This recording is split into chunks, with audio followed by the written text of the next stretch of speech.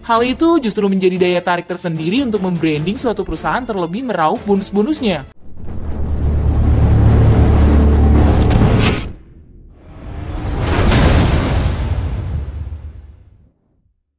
Halo bro, balik lagi bersama saya Hectorius Woman.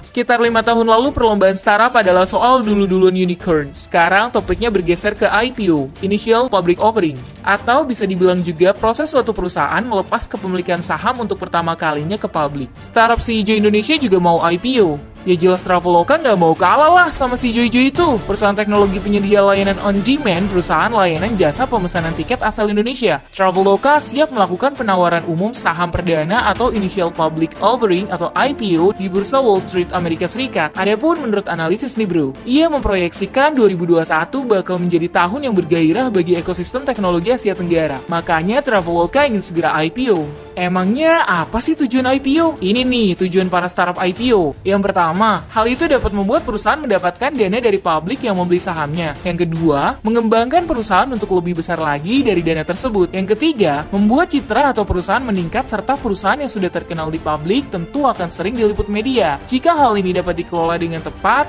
maka sorotan media bisa menjadi alat marketing yang efektif. Dan yang terakhir, nilai kapitalisasi perusahaan akan meningkat di masa yang akan datang seiring dengan kenaikan harga sahamnya. Hal itu justru menjadi daya tarik tersendiri untuk membranding suatu perusahaan terlebih meraup bonus-bonusnya. Bentar. Kalian pasti bertanya-tanya kan? Tapi kan Hectorius, bukannya salah satu syarat IPO itu ada mencantumkan laporan keuangan audit kurang dari 3 tahun terakhir ya? Yap, bener banget.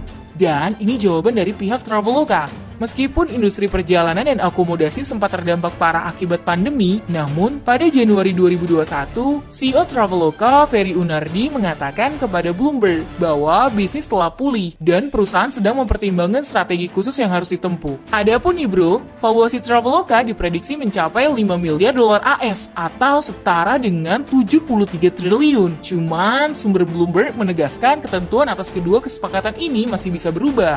Dan berdasarkan data bahwa startup yang melakukan exit melalui skema IPO mendapatkan keuntungan lebih banyak, terutama dari segi pajak yang lebih rendah, biaya modalnya relatif dapat lebih rendah, tata kelola yang lebih sehat, serta banyak lagi. Nah, pertanyaannya nih ya, kok Traveloka IPO-nya di negara asing sih?